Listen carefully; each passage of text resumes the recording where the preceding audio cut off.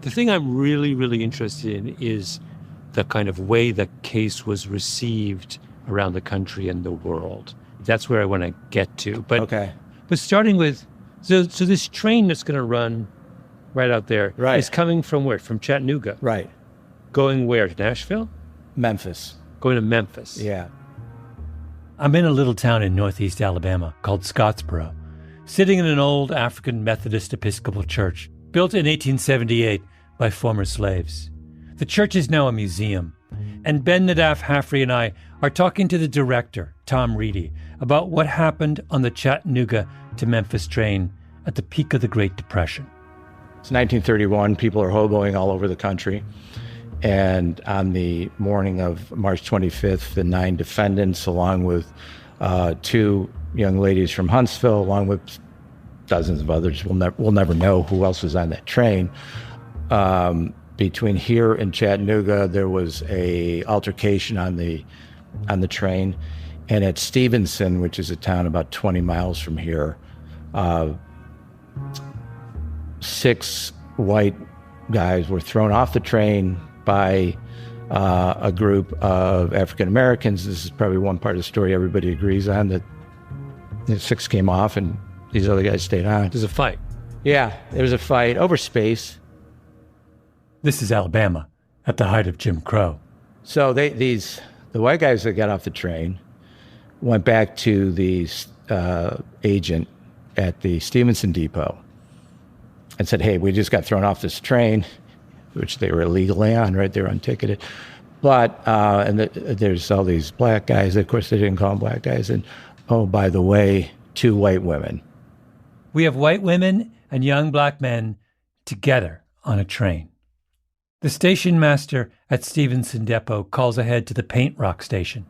By the time they get to Paint Rock, there's anywhere from 100 to 150 men, horses, ropes, waiting for the train. Everyone's pulled off the train. The 2 women say they've been raped. The 9 young men, some of them just kids, 12 and 13 years old, get shipped directly to Scottsboro, which is the county seat. By the time they get there, another mob is waiting.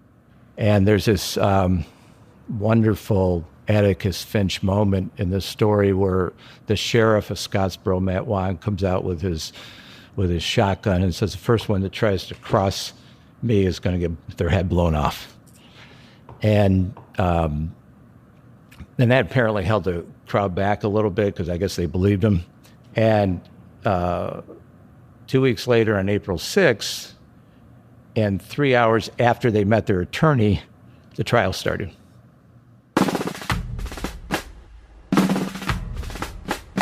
I'm Malcolm Gladwell. Welcome to Revisionist History, my show about things overlooked and misunderstood. This is the 9th episode in our series about Hitler's Olympics, the games behind the games.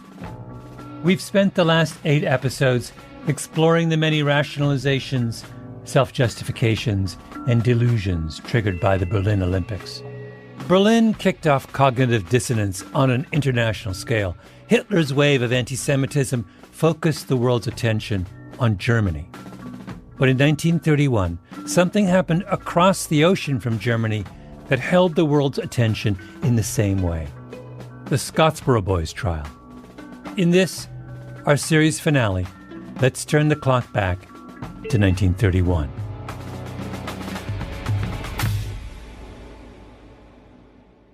The Scottsboro trial was a farce. There was no evidence of rape, and one of the women would later retract her accusation. Neither fact made a difference. 9 Negro youths are hurriedly arrested, promptly marched off to Scottsboro for trial. 6 days later, they are indicted on charges of assault. 7 of them are sentenced by Justice John C. Andersen to hang by the neck until dead.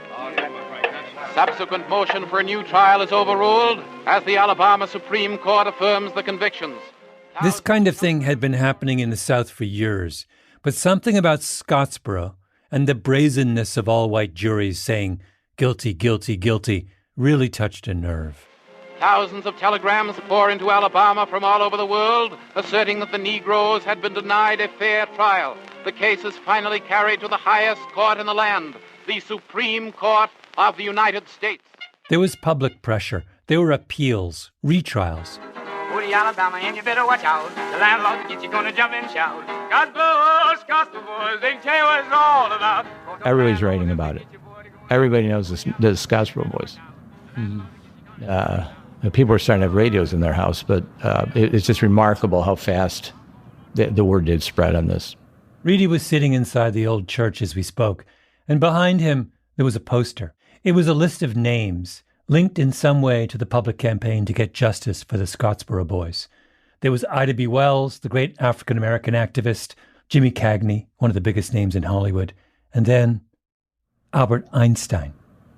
Einstein was in Germany when they were arrested, and he, in the summer of 1931, wrote a letter with a bunch of German scientists to the Governor Miller, saying they were intellectuals, they called them. So German intellectuals demand the release of the Scottsboro Boys because they're innocent. And Einstein is like physicist living in Germany, right? Who, is somehow so moved by the press accounts of this, right? 2 years before Hitler became chancellor, thousands of Germans were out in the streets protesting American white supremacy.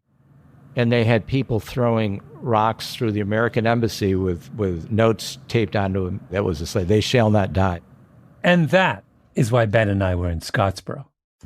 I remember when you sent me an email with one line, and it was like, "We're going to do an episode on Scottsboro." And I was like, why would we talk about Scottsboro? And then I realized what year it was and what happened the year after. Oh, right. 1932. An Olympic year as well. And where were those games held? I think you can guess where this is headed.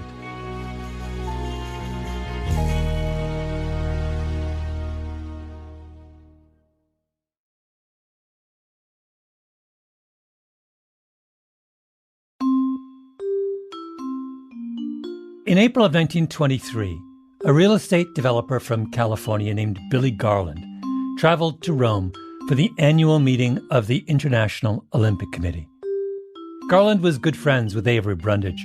They were cut from the same cloth, men from humble beginnings with outsized ambition, dreamers, builders.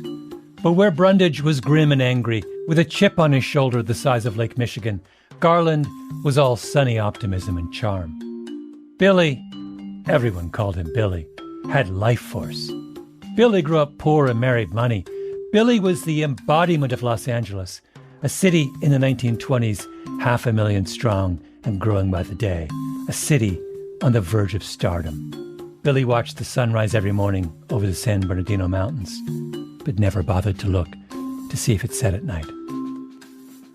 LA was really controlled and run by a coterie of a shadow government comprised of bankers, financiers, but really above all, the real estate men.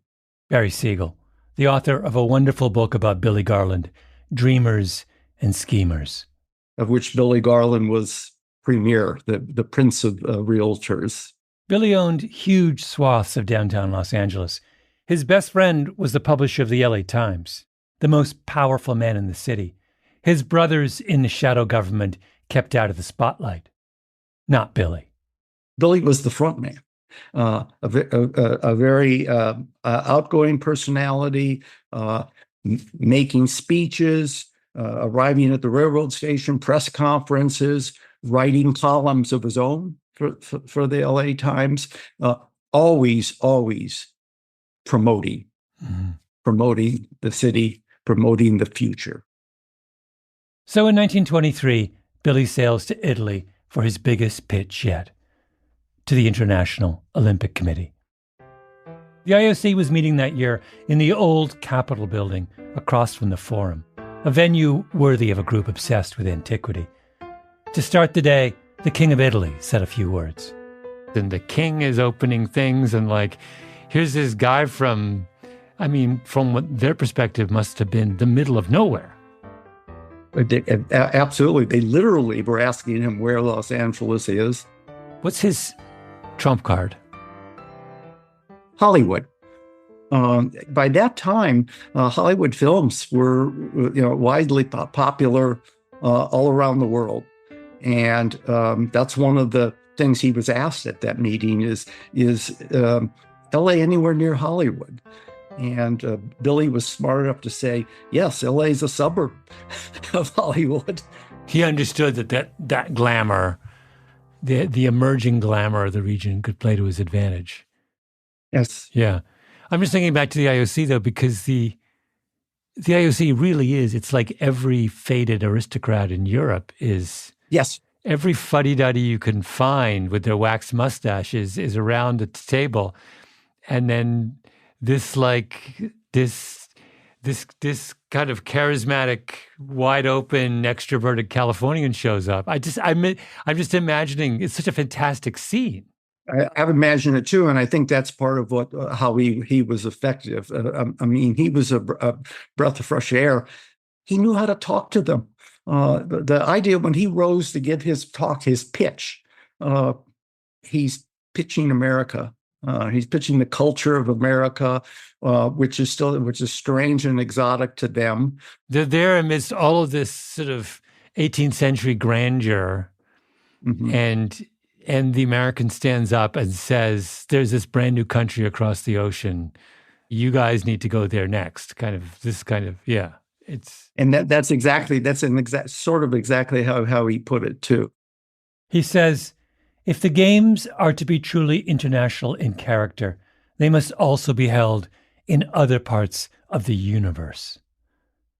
The Olympics should come to Los Angeles. The room is silent. No one says a word. Then one delegate stands up and says, "So moved. Let us take our beloved creation to the shores of the Pacific." Someone else seconds the motion. It goes to a vote. It carries unanimously. The whole group celebrated at the Coronel Palace, home to the country's royal family.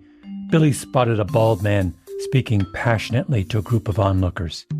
It was Mussolini, the newly installed fascist leader of Italy. Billy wandered over, shook his hand. The next day, Billy had an audience with Pope Pius XI at the Vatican. Pius said how much he believed in the Olympic tradition, and Billy kissed his ring. Billy convinces the IOC to bring its temple of human idealism to the United States, and just as the whole dazzling spectacle is about to launch, 9 black kids in northern Alabama get swept up in a miscarriage of justice so outrageous that it sparks a wave of protest around the world. Marches in Germany, South Africa, Cuba, and the world finds itself in the same position as it would 4 years later on the eve of the Berlin Olympics, contemplating a pure competition in an impure place. With one difference, no one ever threatened to boycott the Los Angeles Games. Mr. President, in the name of the President of the United States, I proclaim open the Olympic Games of Los Angeles, celebrating the 10th Olympiad of the modern era. Well, so if the world is upset about Scottsboro in 1931, then why is there not a boycott of the LA Games in 32? I think, the obvious reason is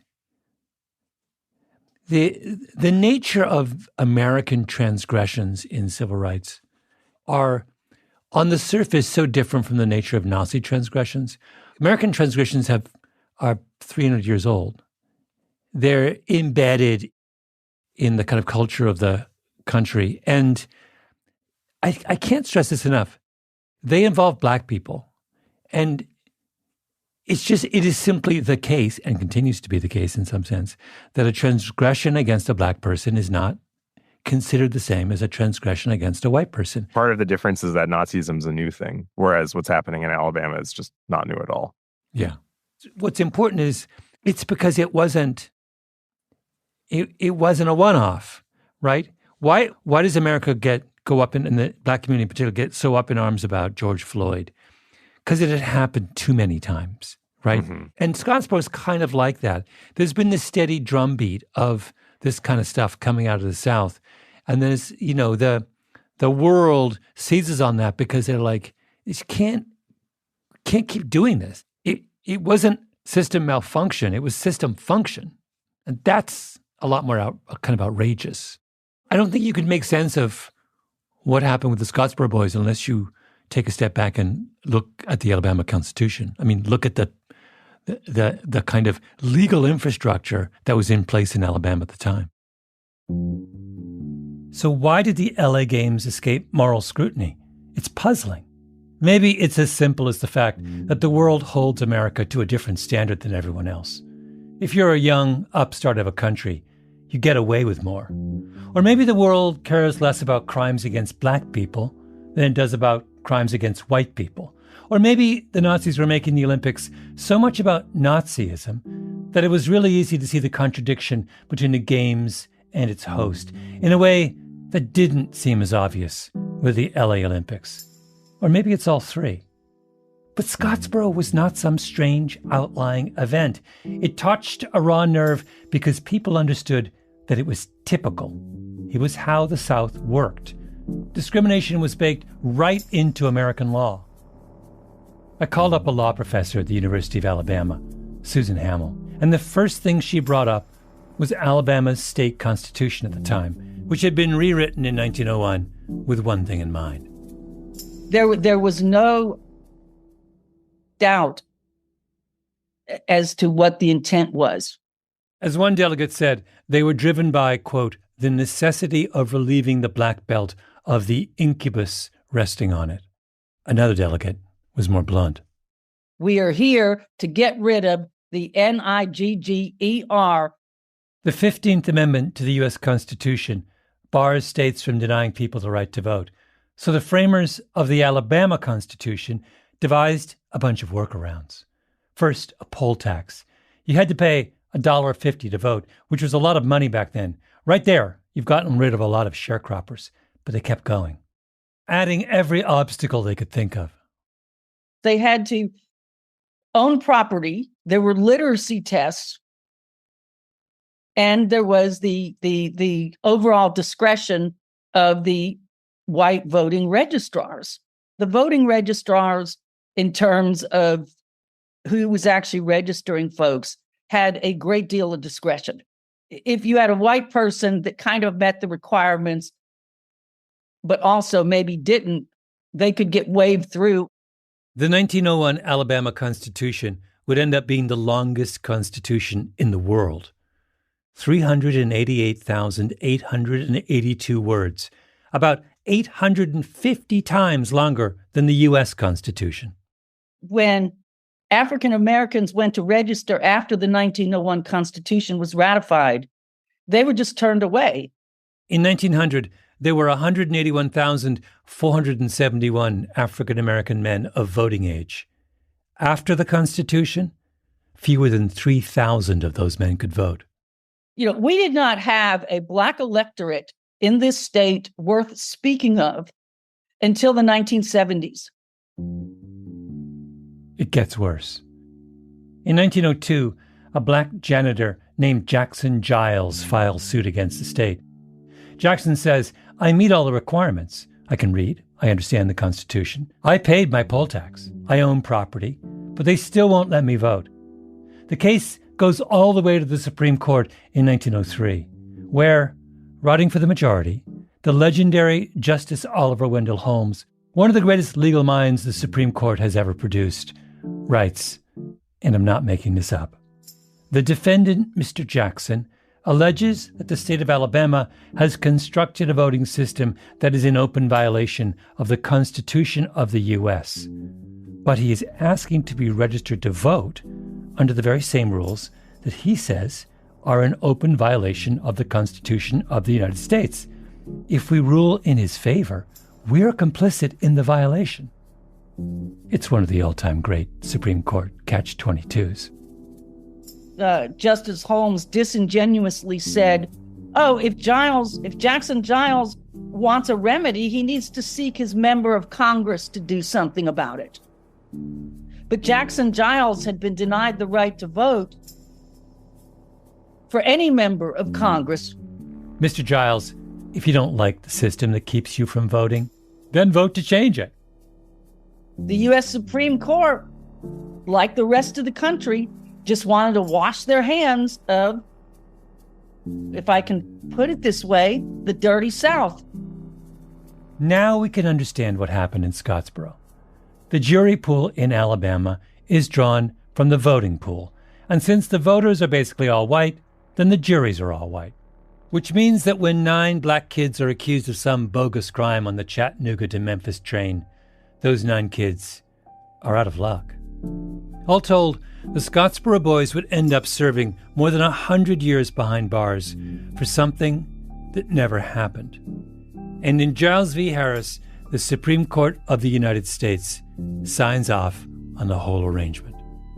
And so do you study that case at law school in Alabama? No. Isn't that a shame? Scottsboro was an embarrassment, an outrage, exposing the very dark heart of the country that was about to host the purest of athletic spectacles. If the world shouldn't have gone to Berlin in 1936 for moral reasons, then the world shouldn't have gone to Los Angeles in 1932 either. Where can you go?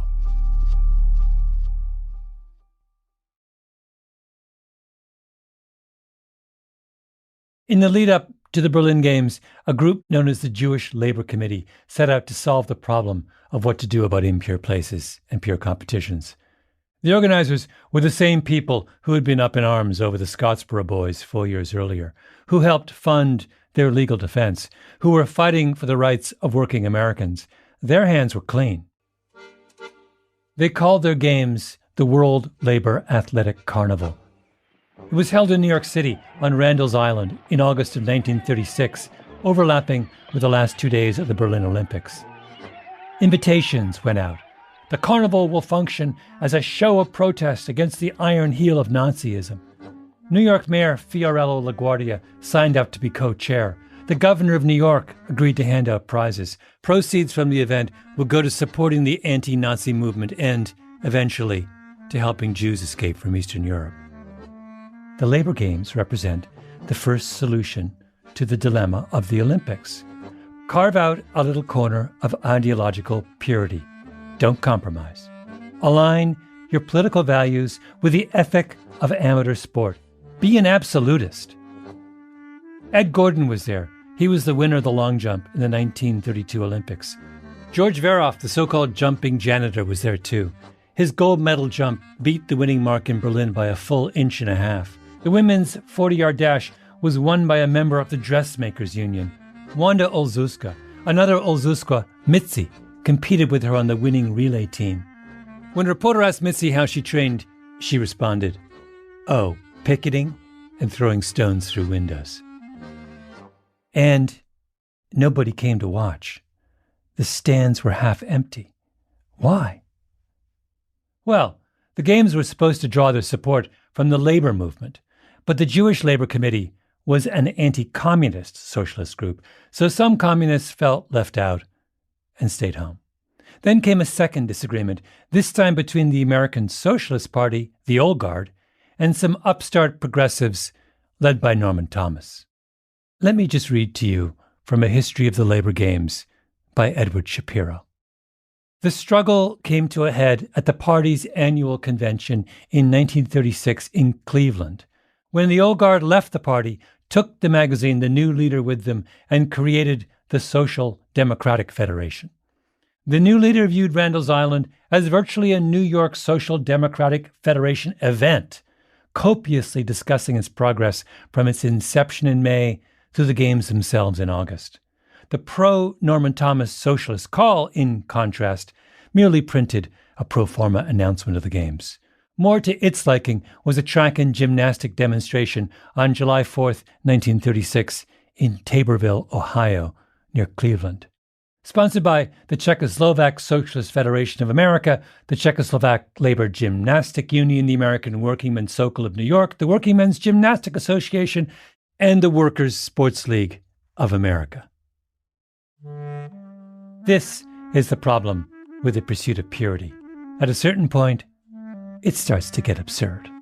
Because the communists get upset at the socialists, and then the socialists get upset at each other, and sooner or later, your athletic spectacle that was intended to showcase the greatest talent in the world is in Taborville, Ohio, under the aegis of the Czechoslovak Socialist Federation of America. I mean, with all due respect to the Czechoslovak Socialist Federation of America, who wants to watch that? So what's the solution? Option 2.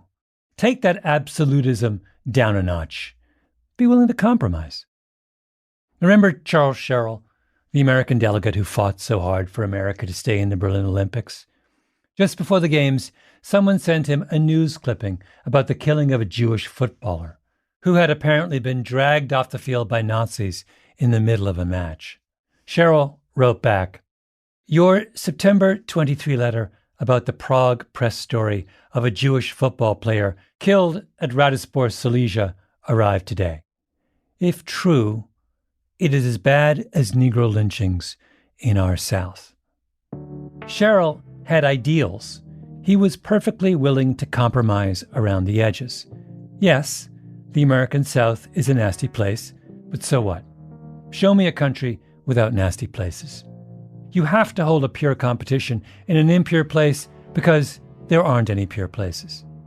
Here's how Sherrill finishes the letter. Answering your clipping, let me ask you what you would have said if any foreign team had boycotted our Los Angeles 1932 games because of our Negro lynchings in the South. Oh, right, the endless boycott.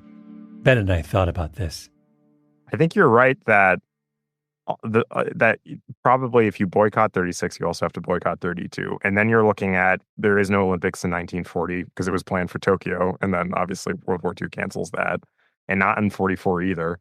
So then that's a huge stretch of time. It's what is that? It's 20 years? 20 years without an Olympics? 28 to 48. So could the Olympic movement have survived 20 years of no Olympics? Probably not. Yeah. So it starts to seem like you can only keep the Olympics alive at a cost. After the Berlin Games, the Germans put out a report, and there's a quote on the title page. It goes like this: "Sporting and chivalrous competition awakens the best human qualities. It does not sever, but on the contrary, unites the opponents in mutual understanding and reciprocal respect. It also helps to strengthen the bonds of peace between the nations.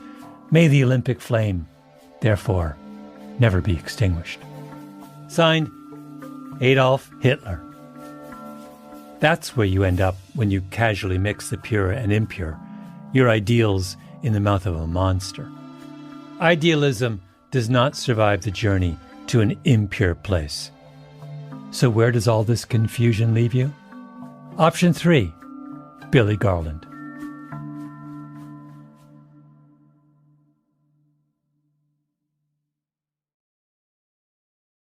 In the fall of 1918, Los Angeles was in a rough patch.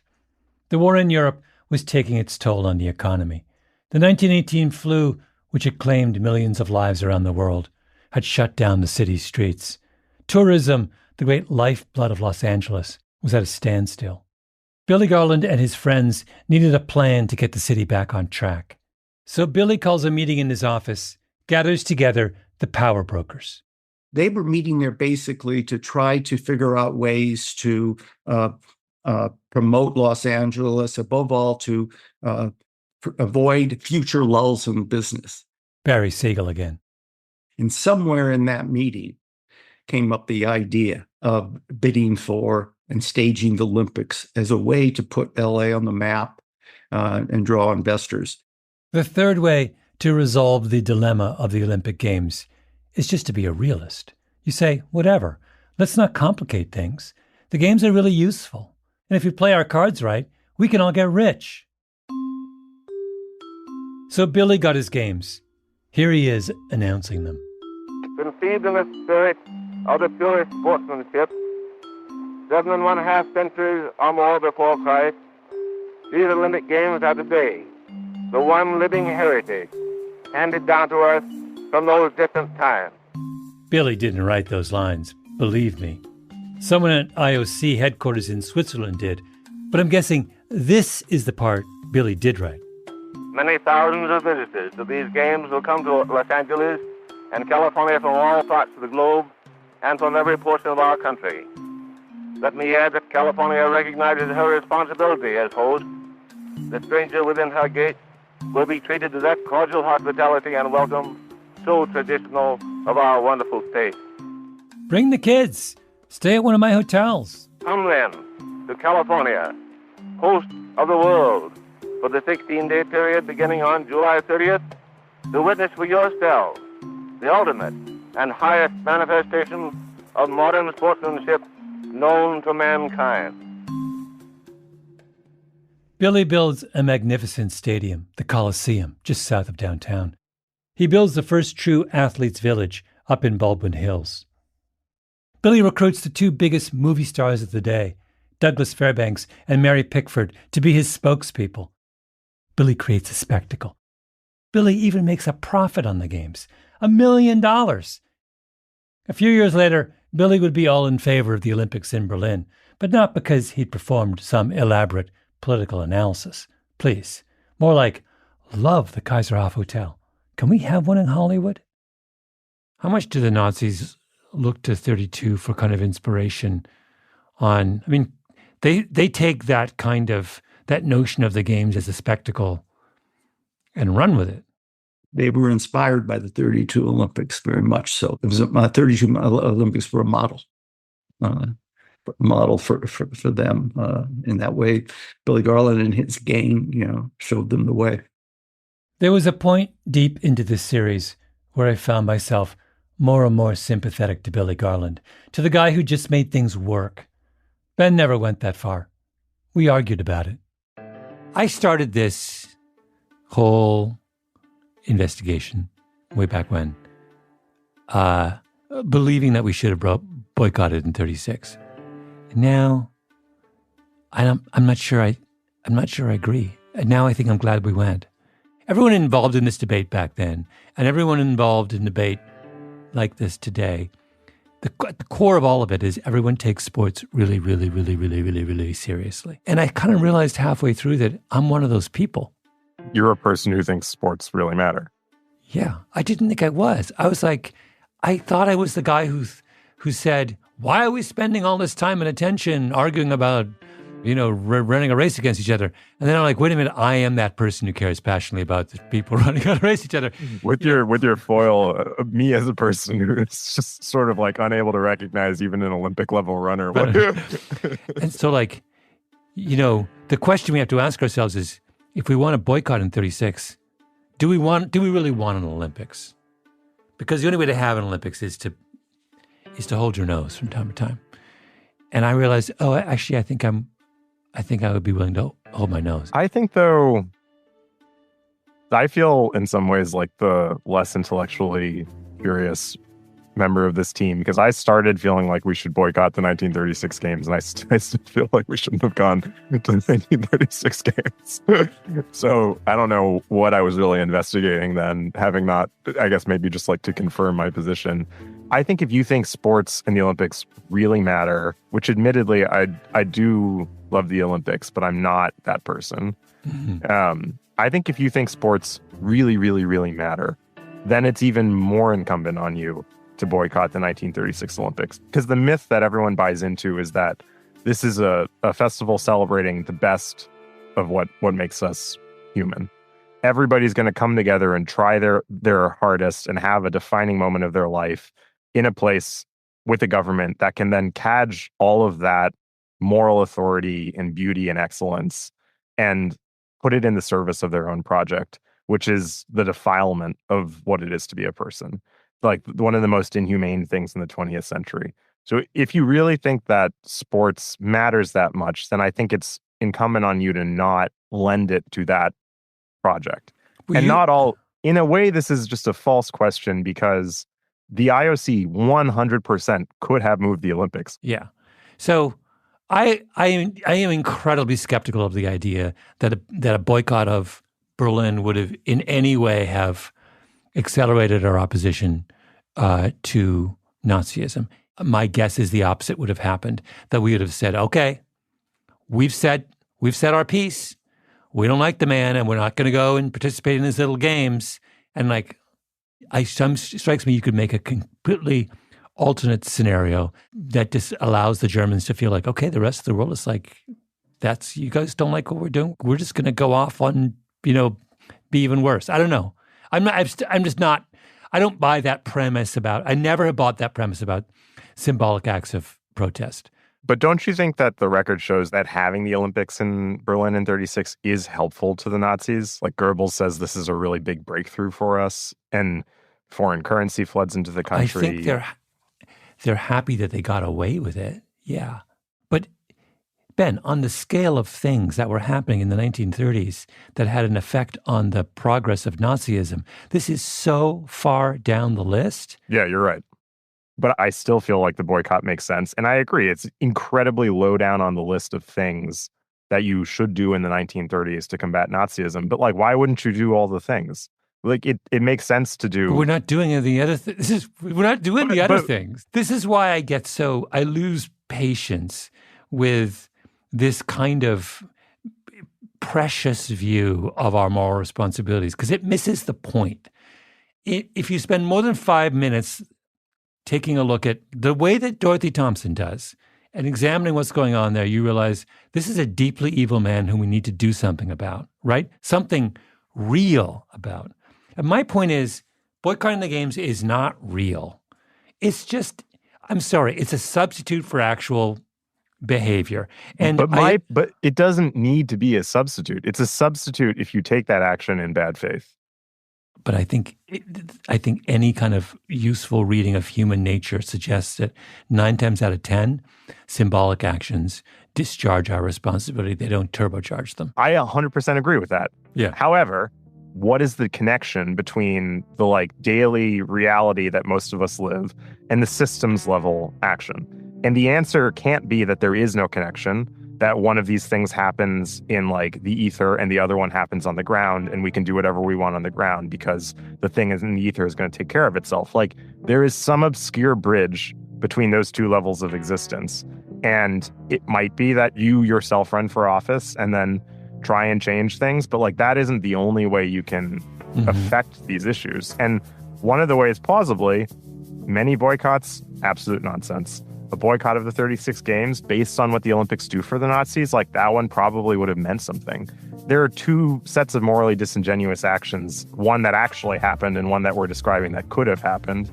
And I would just prefer that one, the one of not going maybe for complicated reasons, and then hope that it puts the right kind of pressure on this sort of ethereal systems level realm, which is not taking the action it needs to do.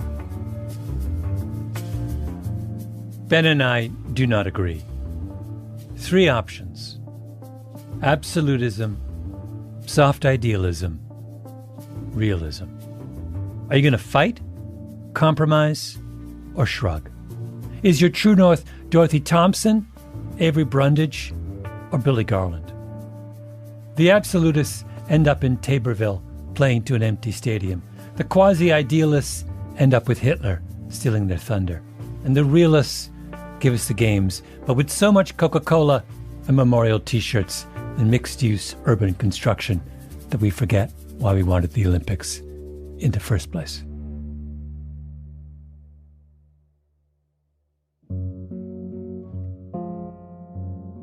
The last interview Ben and I did for this series was in Los Angeles, at UCLA, with Millen Tiff, that wonderful triple jumper who knew Jesse Owens.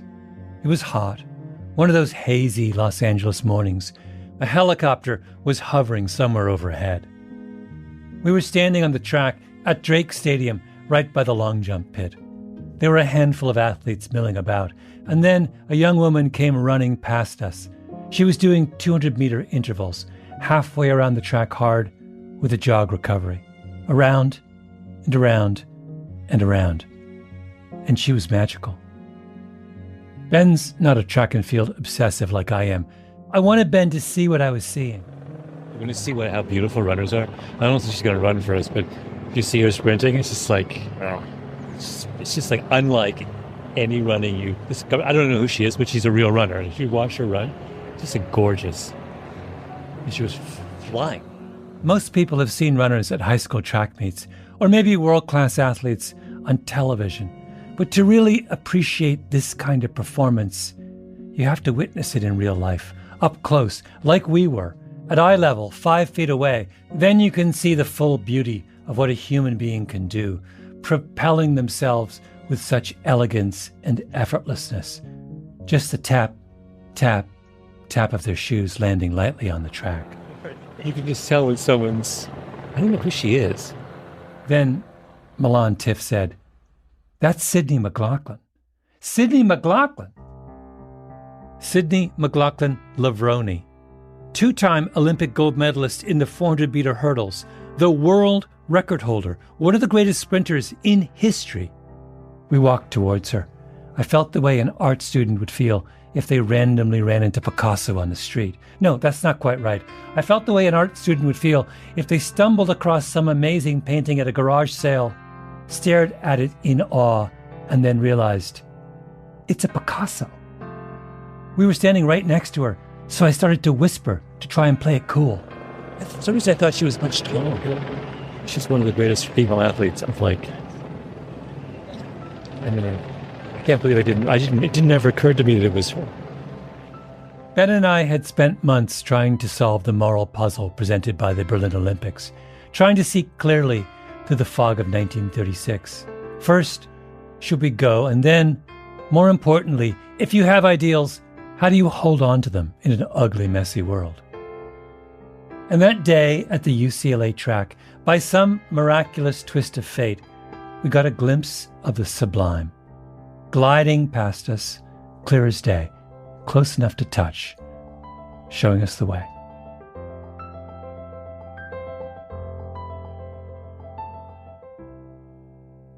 We will have many more arguments in the future, just as we had in 1936. We continue to live in a very impure place, and we should have those arguments. That's our job, to engage with what is difficult, to try and pick a safe path through the minefield. But the epiphany I had as Sydney McLaughlin swept past us is that we need to be clear about what we're arguing for. Charles Sherrill was protecting some archaic notion of amateurism. Avery Brundage was furthering his own ambitions. Jesse Owens was navigating the impossible complexity of life as a black man. Billy Garland just wanted to build stuff. Altogether, they loaded up the Olympic movement with so much excess baggage that it's a miracle it didn't sink. And we don't need any of it. It's just getting in the way. The pure place that everyone was looking for is not a country or a city. It's a feeling. It's the awe that comes from watching someone perform an athletic feat better and faster than anyone else. Now it's the race to the line. Sydney McLaughlin is bringing it to Dalila Muhammad. Muhammad's trying to hold on. McLaughlin on the inside to the line. It's going to be Sydney's time again, and it's a world record again. McLaughlin 51:47 blows her 51:91. Revisionist History is produced by Ben Nadaf Hafri, Tali Emlin, and Nina Bird Lawrence. Our editor is Sarah Nix, fact-checking by Arthur Gompertz and J.L. Goldfein. Original scoring by Luis Guerra, mastering by Sarah Bruguer and Jake Gorski, engineering by Nina Bird Lawrence. Our executive producer is Jacob Smith. Special thanks to Karen Shakurji. Additional thanks to Michael Yashinsky, Meredith Rollins, Michael Specter, and Michael Linton. At Pushkin, special thanks to Jake Flanagan, Owen Miller, Eric Sandler, Kira Posey, Jordan McMillan, Nicole Optenbosch, and Brian Schrebenek, Christina Sullivan, Kerry Brody, and Greta Cohn. I'm Malcolm Gladwell.